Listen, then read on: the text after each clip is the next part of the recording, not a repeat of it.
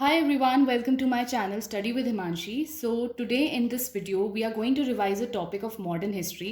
So मेरी जितनी भी previous videos हैं उनसे ये video थोड़ी different होगी.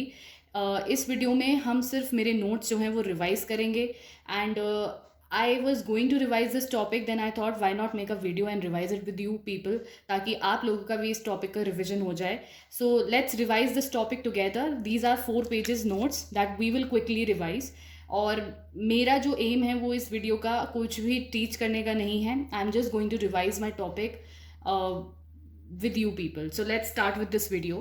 सबसे पहले वी नो दैट कि जो गवर्नर जनरल्स ऑफ इंडिया हैं वो हमने ऑलरेडी कवर कर लिए हैं and now we will start with the viceroys of India. So viceroys सबसे देर आर टोटल 20 वाइसरॉयज जो हमको याद करने हैं और जिसमें सबसे पहला है लॉर्ड कैनिंग. लॉर्ड कैनिंग का जो ईयर है वो है टाइम स्पैन वो है 1856 से लेके 1862. ही was the first viceroy of India and also he was the last governor general of India. अगर आपने पहली वाली वीडियो देखी होगी. अगर एडमिनिस्ट्रेशन की बात करें तो गवर्नमेंट ऑफ इंडिया एक्ट 1858 आया था और act for betterment of government of India act 1858 के through this office of viceroys and the secretary of the state was created. और जितनी भी पावर्स थी वो ईस्ट इंडिया कंपनी से ट्रांसफर हो गई थी ब्रिटिश क्राउन को आफ्टर द 1857 का रिवोल्ट. तो सबसे पहली बात ये हो गई. फिर हो गया इंडियन काउंसिल एक्ट 1861 भी लॉर्ड कैनिंग के टाइम पे आया था. और इस इंडियन काउंसिल एक्ट में क्या हुआ था, जो legislative powers that is the law making powers they were restore to the provinces of Madras and Bombay जो कि 1833 के एक्ट के थ्रू ले ली गई थी. तो इनसे जो लॉ मेकिंग पावर्स हैं वो लेकर जो है बंगाल के जो प्रोविंस है उसको ऑल द मोर पावरफुल बना दिया गया था और सिर्फ उसी के पास पावर रह गई थी लेजिस्लेटिव पावर्स. तो जो ये पावर्स 1833 के एक्ट के थ्रू ले ली गई थी ये वापस से जो प्रोविंसेस हैं मद्रास और बॉम्बे की उनको रीस्टोर कर दी गई. ऑल्सो जो इनके लॉर्ड कैनिंग के टाइम पे जो डॉक्ट्रिन ऑफ लैप्स जो कि डलहौजी ने इंट्रोड्यूस किया था दैट वाज विड्रॉन. इसके बाद जब हम जुडिशरी की बात करते हैं तो इंडियन हाई कोर्ट एक्ट 1861 आया जिसके थ्रू सुप्रीम कोर्ट्स को अबॉलिश कर दिया गया और हाई कोर्ट्स क्रिएट किए गए. एक और चीज़ जो हुई थी जुडिशरी में इंपॉर्टेंट लॉर्ड कैनिंग के टाइम पे वो था introduction of IPC Indian penal code 1860. 1816 में इंडियन पीनल कोड इंट्रोड्यूस किया गया था जिसने रिप्लेस कर दिया था इंग्लिश क्रिमिनल लॉ को. तो ये दो चीज़ें हुई थी जिसमें आपका सिविल प्रोसीजर कोड और क्रिमिनल प्रोसीजर कोड ये दो कोड्स आए थे, लॉज बेसिकली आए थे जो रेगुलेट करेंगे procedure that was to be followed by the courts in the civil and the criminal matters. तो ये दो चीज़ें काफ़ी इंपॉर्टेंट लॉर्ड कैनिंग के टाइम पे हुई थी. दूसरी जो सिविल सर्विसेज और पुलिस के फील्ड में क्या हुआ था, इंडियन पुलिस एक्ट आया 1861 में. इस एक्ट के through there were guidelines for police setup in the provinces. तो पुलिस सेटअप प्रोविंसेस में किस तरीके से की जाएगी वो गाइडलाइंस प्रोवाइड की थी इंडियन पुलिस एक्ट 1861 में. Then next is your Satyendra Nath Tagore. He became the first Indian to qualify for Indian civil services. That also happened during the time period of Lord Canning. So he was the first Indian to qualify for Indian civil services. Very important fact. Again important जो last चीज़ हुई थी वो थी white mutiny by the European troops जो कि हुई थी 1859 में. तो ये यूरोपियन ट्रूप्स जो है इन्होंने ये म्यूटिनी की थी इसलिए इसको वाइट म्यूटिनी कहा जाता है और ये होती 1859 में. तो ये सारी इंपॉर्टेंट चीज़ें हुई थी लॉर्ड कैनिंग के टाइम पे. नेक्स्ट जो वाइसरॉय है वो है लॉर्ड एल्गिन वन. इसके टाइम पे कुछ ज़्यादा इंपॉर्टेंट चीज़ें नहीं थी और टाइम पीरियड भी इसका बहुत ही कम है, 1 साल ही रहा था वाइसरॉय की उस पर. तो इसके टाइम पीरियड पे जो सबसे इंपॉर्टेंट चीज़ हुई थी वो थी वहाबी मूवमेंट. और वहाबी मूवमेंट में क्या हुआ था, जो वहाबी ट्राइब था फेनेटिक मुस्लिम का एक ट्राइब था ये, तो इसका सप्रेशन किया गया था. तो ये था वहाबी मूवमेंट. इसके बाद आता है Lord John Lawrence. He was the next viceroy. 1864 से लेके 1869 तक का इनका टेन्योर था and he is known as the saviour of Punjab. Saviour of Punjab किसको बोला जाता है ये भी प्रीलिम्स में एक स्टेटमेंट में आ सकता है क्वेश्चन. तो saviour of Punjab was lord John Lawrence was called as a saviour of Punjab. He became member of Punjab board of administration after the second Sikh war जो हुआ था उसके बाद he became the Punjab board of administration का member. Another thing is John Lawrence के time पे और क्या हुआ था, इंडियन फॉरेस्ट डिपार्टमेंट सेटअप किया गया था, हाई कोर्ट सेटअप किए गए थे कैलकाटा, बॉम्बे और मद्रास प्रोविंसेस में 1865 में. ऑल्सो एक टेलीग्राफ लाइन खोली गई थी इंडिया और यूरोप के बीच में. So these are the important things. एक भूटान वॉर भी हुआ था 1865 में during the time of sir John Lawrence. Next जो वाइसरॉय है that is lord Mayo. Lord Mayo का जो टेन्योर था वो था 1869 से 1872 और इसमें ही इज़ ऑल्सो वन एक इम्पॉर्टेंट चीज़ है कि he is the only viceroy to be murdered in office. कोई भी पहला ऐसा वाइसरॉय जो उसको ऑफिस में मर्डर किया गया हो, he was lord Mayo. Lord Mayo को मर्डर किया गया था while he was in office, मतलब उस टाइम पे पोस्ट होल्ड की हुई थी। And he established statistical survey of India, very important thing. Statistical survey of India किसने स्टैब्लिश किया था? लॉर्ड मायो ने। Also he establish the department of agriculture and commerce. पहली बार जो सेंसस हुआ था वो हुआ था 1871 में, और वो भी इंडिया का जो फर्स्ट टाइम सेंसस हुआ था 1871 में, that happened during the time of lord Mayo. तो this is also one of the important thing. Also state railways का जो इंट्रोडक्शन हुआ था वो भी लॉर्ड मायो के टाइम पे हुआ था, स्टेट्स में रेलवेज, ठीक है। Opening up of Rajkot college Kathiawar में और Mayo college in Ajmer for the political training of Indian princes, that happen during the lord Mayo time. Also financial decentralization कहीं ना कहीं शुरुआत हो गई थी उसकी, तो वो भी लॉर्ड मायो के टाइम पे हुआ था। इसके बाद लॉर्ड नॉर्थब्रूक आता है, ही इज़ द नेक्स्ट वाइसरॉय। इसके टाइम पे 3 इंपॉर्टेंट चीज़ें हुई थी। एक तो प्रिंस ऑफ वेल्स की विजिट हुई थी इंडिया में 1875 में। दूसरा, इनकम टैक्स अबॉलिश कर दिया था। तीसरी चीज़ है कि कूका मूवमेंट जो पंजाब में हुआ था वो भी लॉर्ड नॉर्थब्रूक के टाइम पे हुआ था। एंड ये जो मूवमेंट है, ऑल्दो ये स्टार्ट तो बहुत पहले हो गया था 1840 में, बट ये इस टाइम तक भी चलता रहा था। एंड ये स्टार्ट किसने किया था? भगत जवाहर मल, ठीक है। इसको सियान साहेब, इनको सियान साहेब भी बोला जाता है। तो he started the Kuka movement in Punjab. इसके बाद नेक्स्ट जो वाइसरॉय है, sixth viceroy, that is the Lord Lytton. Lord Lytton is also the very important viceroy. बहुत ही बेकार वाइसरॉय था ये, सबसे मोस्ट इनफेमस वाइसरॉय था because of its policies, administration की वजह से। ही ऑर्गेनाइज दिल्ली दरबार 1877 में। ये वाइडली क्रिटिसाइज किया गया था क्योंकि उस टाइम पे ग्रेट फेमाइन चल रही थी। ग्रेट फेमाइन इंडिया में चल रही थी 1876 से 1878 में। बहुत भयंकर फेमाइन आई थी जिसमें बहुत सारी पॉपुलेशन वाइप्ड आउट हो गई थी। और उस टाइम पे लॉर्ड लिटन ने ऑर्गेनाइज किया था दिल्ली दरबार, और उसमें इतना सारा पैसा खर्च किया था, तो इस वजह से इसको बहुत ज़्यादा इसका क्रिटिसिज्म हुआ था। ऑल्सो आर्म्स एक्ट 1878 का, जो कि जिसने मैंडेटरी कर दिया था कि इंडियंस को लाइसेंस लेना ज़रूरी है फॉर दी आर्म्स, ठीक है। जैसे हथियारों के लिए लाइसेंस इंडियंस के लिए सबसे ज़्यादा कंपलसरी है, और लोगों के लिए नहीं था। तो ये एक्ट भी आया था लॉर्ड लिटन के टाइम पे। Vernacular press act 1878, very famous act, ये भी लॉर्ड लिटन के टाइम पे आया था। और मोस्ट इनफेमस वाइसरॉय हमने देख लिया। और जब इसने दिल्ली दरबार ऑर्गेनाइज किया था उसी टाइम पे इंडिया में ग्रेट फेमाइन आई थी 1876 से 78 के टाइम पे। बहुत बड़ी फेमाइन थी ये, भुखमरी। तो उस टाइम पे फेमाइन कमीशन अपॉइंट किया गया था टू लुक इनटू द कि क्यों हुआ और ये सब reasons and all.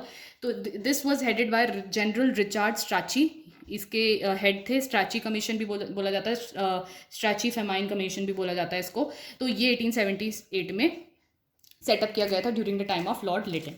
So these were the important things जो लॉर्ड लिटन के टाइम पे हुई। Another important things were there was introduction of statutory civil services 1879 में। तो स्टेट सिविल सर्विसेज बोल सकते हो आप। स्टैट्यूटरी सिविल सर्विसेज इंट्रोड्यूस हुई थी। 1/6 of the post, sorry, statutory civil services were introduce, जिसमें 1/6 of the post were kept for the Indians of high families. जो हाई फैमिलीज से बिलोंग करते हैं इंडियंस, उन इंडियंस के लिए 1/6 पोस्ट जो है रिजर्व करके रखी थी। और मैक्सिमम एज जो रिड्यूस कर दी थी इसने 21 साल से 19 ईयर्स मैक्सिमम एज बना दी थी सिविल सर्विसेज के लिए। लॉर्ड लिटन ने सारे उल्टे सीधे काम लिटन ने ही किए थे, इसलिए इसको मोस्ट इनफेमस वाइसरॉय बोला जाता है। लोग इसको बहुत नापसंद करते थे। Also foundation of Mohammedan Anglo oriental college 1877 में, ये भी इसी के टाइम पे हुआ था अलीगढ़ में, जो अलीगढ़ मुस्लिम यूनिवर्सिटी कहलाती है आज की डेट में। रॉयल टाइटल एक्ट 1876 जो है वो भी लिटन के टाइम पे आया था, और इसमें title of Kaiser Hind was given to the Queen Victoria of England. Also the second Afghan war जो हुआ था 1878 से 1888 के बीच में, वो भी लॉर्ड लिटन के टाइम पे हुआ था। नेक्स्ट जो इंपॉर्टेंट वाइसरॉय है that is Lord Ripon. Lord Lytton के बाद आए थे Ripon, and Ripon is he was the very nice viceroy. सबसे अच्छा वाइसरॉय लॉर्ड रिपन था। इन्होंने बहुत सारी अच्छी चीज़ें की इंडियंस के लिए। He was very kind and he was very liberal. तो he was the most liberal, और इसने सारी अच्छी अच्छी चीज़ें की। He is also called as the father of local self government in India, and he was the first viceroy to repeal all the controversial act जो Lytton लाया था। Also first factory act of 1881 was introduce by the lord Ripon, जिसने child labour के ऊपर ban लगाया था। That was a very good thing. सारी अच्छी चीज़ें हुई थी लॉर्ड रिपन के टाइम पे। फेमाइन कोड आया था to face the famines. He framed a famine code because India already बहुत ही ग्रेट फेमाइन के थ्रू गुजर चुका था, तो इस वजह से एक फेमाइन कोड फॉर्म किया गया कि अगर फ्यूचर में फेमाइंस आती है तो किस तरीके से उनको फेस करना है। गवर्नमेंट का resolution on local self government 1882 में लोकल सेल्फ गवर्नमेंट इंट्रोड्यूस की गई थी during the time of Lord Ripon, इसीलिए इनको father of local self government भी कहा जाता है।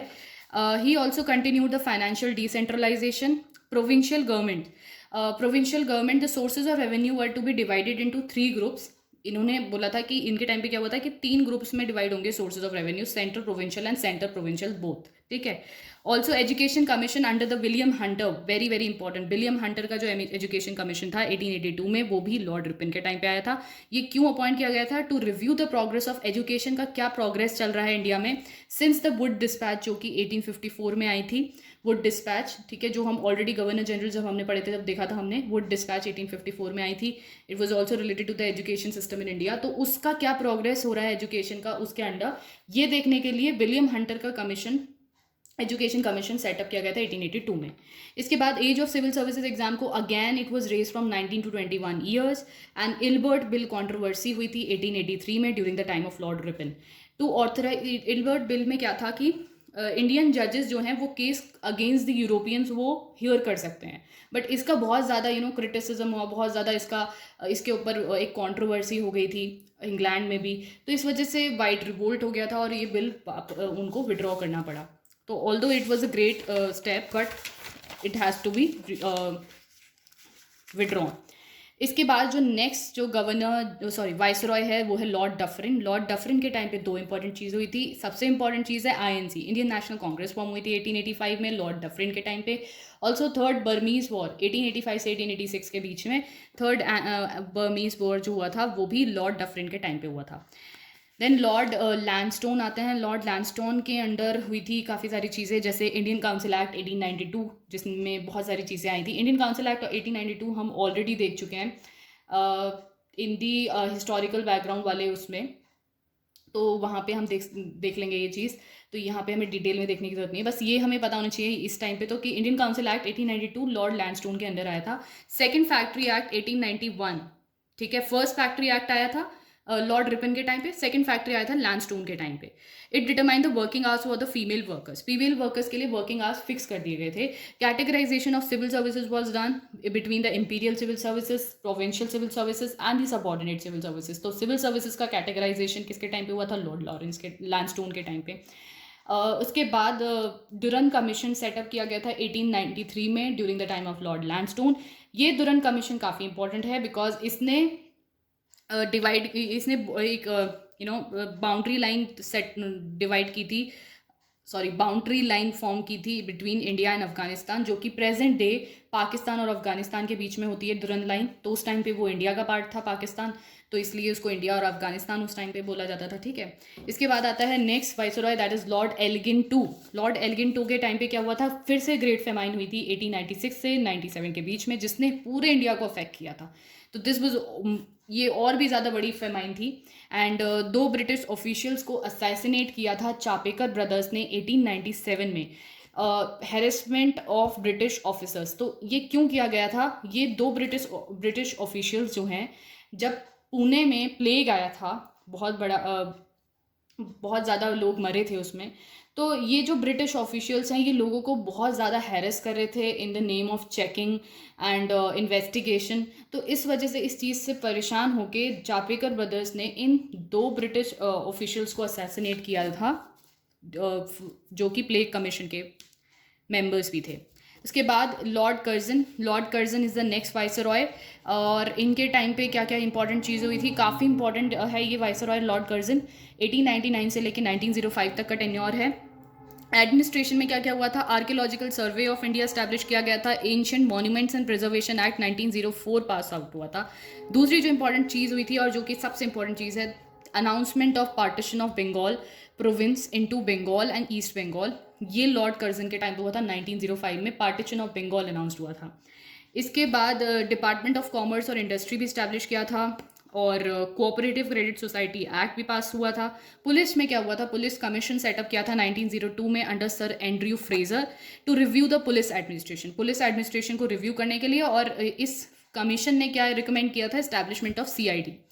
तो एंड्रयू फ्रेजर कमीशन कौन से ईयर में इस्टेब्लिश हुआ था ये ज़रूर पता होना चाहिए, किसके अंडर हुआ था ये भी पता होना चाहिए, लॉर्ड कर्जन के अंडर हुआ था और 1902 में बताए। फिर एजुकेशन की बात करें तो रेले कमीशन 1902 में, this is also very important commission education से रिलेटेड।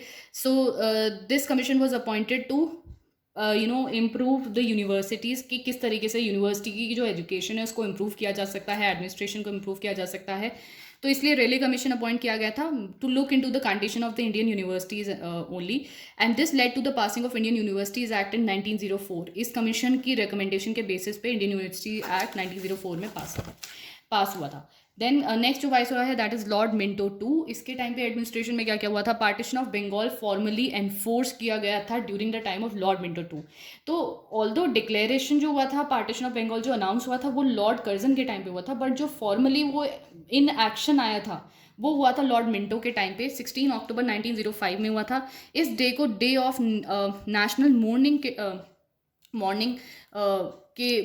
के नाम से भी जाना जाता है बंगाल में, उस टाइम पे ऑब्जर्व हुआ था वो। And era of great political unrest in India, this time period was great political unrest. क्यों? बिकॉज 1907 में आगे हम देखेंगे कि सूरत स्प्लिट भी हुआ था, 1906 में मुस्लिम लीग अलग से फॉर्म हो गई थी, और आपका स्वदेशी मूवमेंट, एंटी पार्टीशन मूवमेंट्स, बहुत सारे मूवमेंट्स लॉन्च हो रहे थे। तो this was a era of great political unrest because of the partition of Bengal. Morley Minto reforms 1909 में ये भी आए थे, और इन्होंने बेसिकली सेपरेट इलेक्टोरेट इंट्रोड्यूस किए थे, तो इसके खिलाफ भी काफ़ी अनरेस्ट था। एंटी पार्टीशन स्वदेशी मूवमेंट हुआ in response to the partition of Bengal. फिर फाउंडेशन ऑफ मुस्लिम लीग 1906 में by Aga Khan, that also took place under the Lord Minto. And split in Congress 1907 में सूरत सेशन में स्प्लिट हो गया था because of the ideological differences between the moderates और extremist के बीच में। तो सूरत स्प्लिट भी बोलते हैं इसको। 1907 में हुआ था, ये सूरत सेशन में हुआ था कांग्रेस INC के। और किसका स्प्लिट हुआ था? मॉडरेट्स और एक्सट्रीमिस्ट का basically. Lord Hardinge two next viceroy.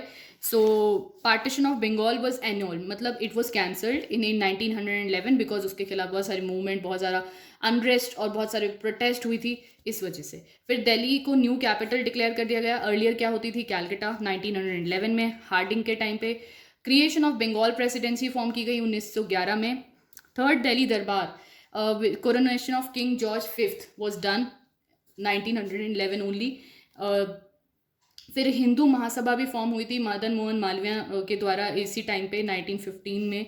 Hindu Mahasabha very important. Banaras Hindu university भी इस्टेब्लिश हुई थी, मदन मोहन मालवीय ने ही की थी उसके नेक्स्ट ईयर बिल्कुल 1916 में। गांधी इरा स्टार्ट हुआ था इंडिया में during the time of Lord Hardinge. 1915 में Gandhi came back to India from the South Africa, और गांधी इरा का स्टार्ट हुआ था लॉर्ड हार्डिंग 2 के टाइम पे।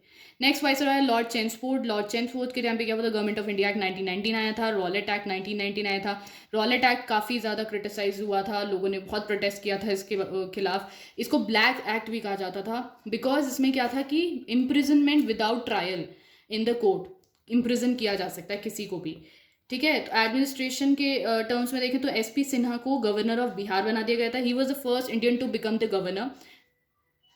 ऑल्सो मॉन्टैग्यू का ऑगस्ट डिक्लेरेशन 1917 में, that also came during the time of lord Chelmsford, ठीक है। तो ये सारी चीज़ें हुई थी लॉर्ड चेम्सफोर्ड के अंडर। और भी चीज़ें हुई थी जैसे कि नेशनल मूवमेंट के टर्म्स में क्या क्या हुआ था ये देखते हैं। होम रूल लीग 1916 में फॉर्म हुई थी during the time of Chelmsford. और लखनऊ पैक्ट 1916 का साइन हुआ था between the Congress and the Muslim league. तो कांग्रेस ने क्या एक्सेप्ट कर लिया था कि मुस्लिम लीग की जो पोजीशन थी कि सेपरेट इलेक्शंस होने चाहिए मुस्लिम्स के लिए, वो एक्सेप्ट कर लिया था, और इससे क्या हुआ? लखनऊ पैक्ट हुआ। मुस्लिम लीग और कांग्रेस दोबारा से एक साथ आ गए। जलियनवाला बाग मैसेकर 1919 का, ये भी लॉर्ड चेम्सफोर्ड के टाइम पे हुआ था। Launch of non cooperation movement, खिलाफत मूवमेंट 1920 में। साबरमती आश्रम 1916 में गांधी जी ने आते ही बिल्कुल वेरी नेक्स्ट ईयर 1916 में साबरमती आश्रम स्टैब्लिश किया। चंपारण सत्याग्रह किया, खेड़ा सत्याग्रह किया, अहमदाबाद सत्याग्रह किया, काफ़ी इंपॉर्टेंट है ये। तो नेशनल मूवमेंट में तो बहुत सारी चीज़ें हुई थी गांधी जी के आते ही। डेथ ऑफ तिलक ऑन 1 अगस्त 1920। तो जब नॉन कोऑपरेशन मूवमेंट जिस ईयर में लॉन्च हुआ था उसी ईयर में तिलक की डेथ भी हुई थी। Foundation of women university at Pune 1916 में। सैडलर कमीशन ये भी एजुकेशन से रिलेटेड है, क्या क्या चीज़ें इसमें थी वो अलग से एक वीडियो मैं बनाऊंगी और उसमें बताऊंगी। बट सैडलर कमीशन 1917 में अपॉइंट हुआ था during the time of lord Chelmsford. Next जो वाइसरॉय है that is Lord reading. Lord reading के टाइम पे क्या हुआ था एडमिनिस्ट्रेशन में, रॉलेट एक्ट को रिपील कर दिया गया था। प्रिंस ऑफ वेल्स जो है वो इंडिया आए थे 1921 में। प्रेस एक्ट 1910 का वो रिपील कर दिया गया था। तो दो तीन चीज़ें रिपील हुई हैं। Decision of simultaneous election for ICS Indian civil services both in Delhi and London. तो पहले क्या था इससे कि लंदन में ही सिविल सर्विसेज के एग्जाम होते थे, इंडिया में नहीं होते थे। तो ये डिसीजन लिया गया कि साइमल्टेनियसली एग्जाम होंगे इंडियन सिविल सर्विसेज के, इंपीरियल सिविल सर्विसेज के, बोथ इन दिल्ली और लंदन विद इफेक्ट फ्रॉम 1923। तो 1923 से इंडिया में होने शुरू हुए थे। इसके बाद क्रिमिनल लॉ अमेंडमेंट एक्ट और अबॉलिशन ऑफ कॉटन एक्साइज ये सब हुआ। नेशनल मूवमेंट में देखें तो क्या क्या हुआ, मोपला रेबिलियन केरला में 1921 में, that happen during the time of Lord reading. ये कम्युनल राइट्स थी मुस्लिम पेजेंट्स के द्वारा। चौरी चौरा इंसिडेंट 1922 में, ये इस इंसिडेंट की वजह से ही non cooperation movement Gandhi ji को विड्रॉ करना पड़ा 1922 में जो लॉन्च हुआ था। तो चौरी चौरा इंसिडेंट किसके टाइम पे हुआ था, लॉर्ड रीडिंग के टाइम पे। स्वराज पार्टी फॉर्म की गई by CR Das and Motilal Nehru 1922। Also communist party was form by MN Roy 1921 में। ककौड़ी ट्रेन रॉबरी 1925 में हुई थी during the time of Lord Reading. और कम्युनल राइट्स हुई थी बहुत सारी जगह पे लॉर्ड रीडिंग के टाइम पे ही। मर्डर ऑफ स्वामी श्रद्धानंद 1926 में, he was a leader of Arya Samajist और इनका मर्डर हो गया था। Vishwa Bharati university was establish by Rabindranath Tagore 1921 में। It was the first he was the first non European Nobel laureate Rabindranath Tagore. तो he establish Vishwa Bharati university in 1921। So the next viceroy is lord Irwin. Lord Irwin के time पे क्या क्या हुआ था, साइमन कमीशन आया था, सबसे इंपॉर्टेंट चीज़ तो यही हुई थी 1928 में साइमन कमीशन का visit, and it was boycotted because कोई भी इंडियन उसका रिप्रेजेंटेटिव नहीं था, उसका मेंबर नहीं था।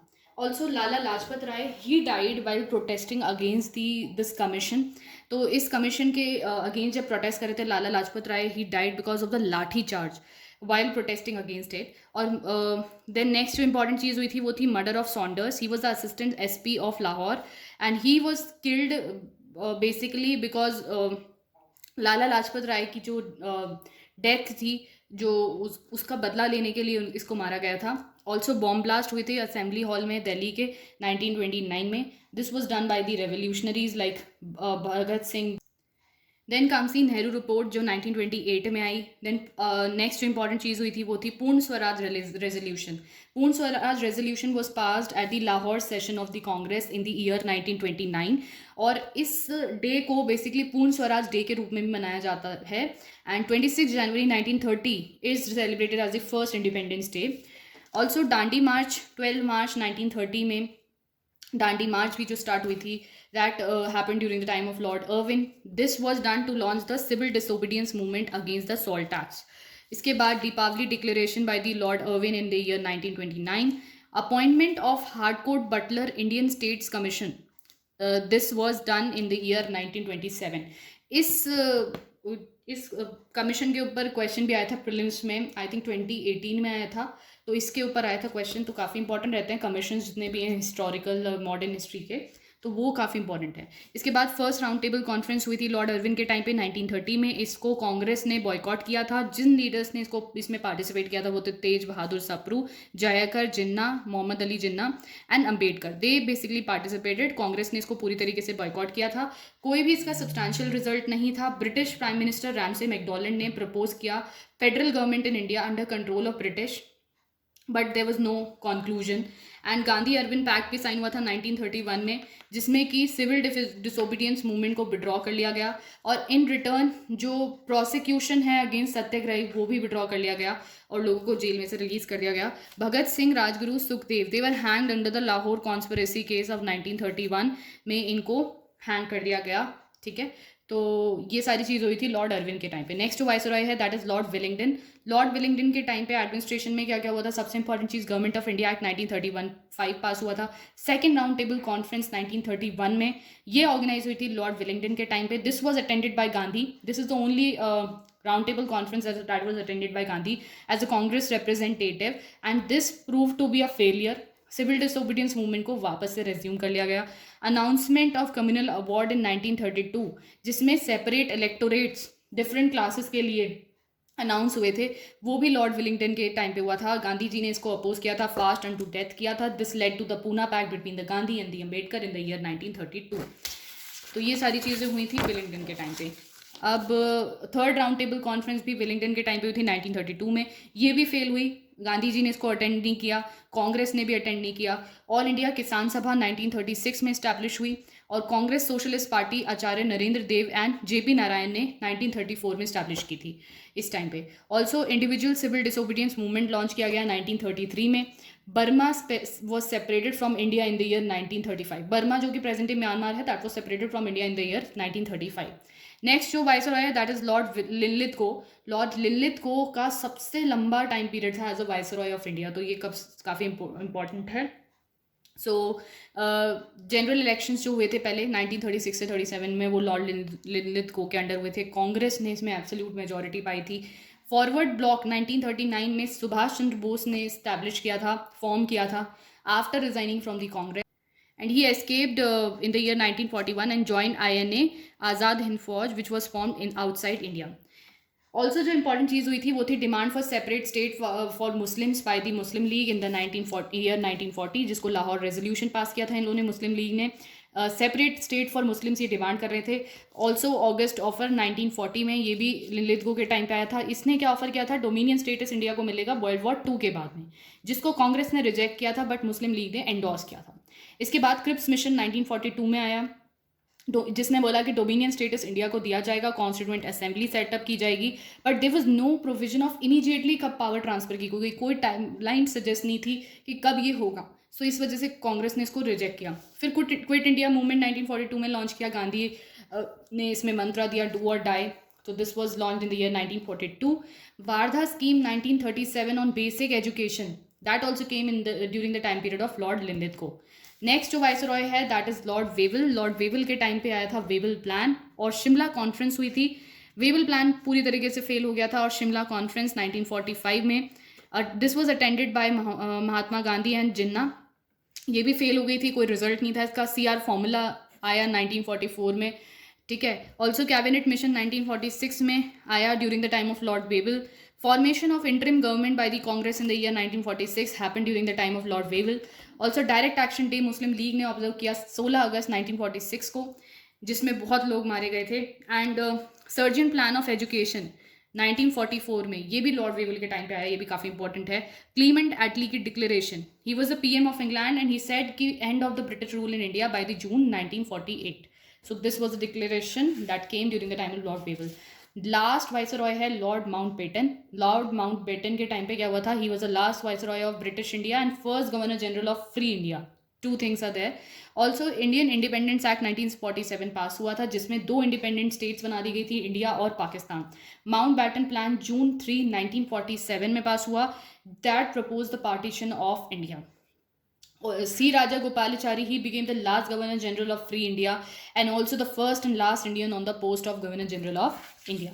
So this was the revision of Viceroys of India. We revised the Viceroys.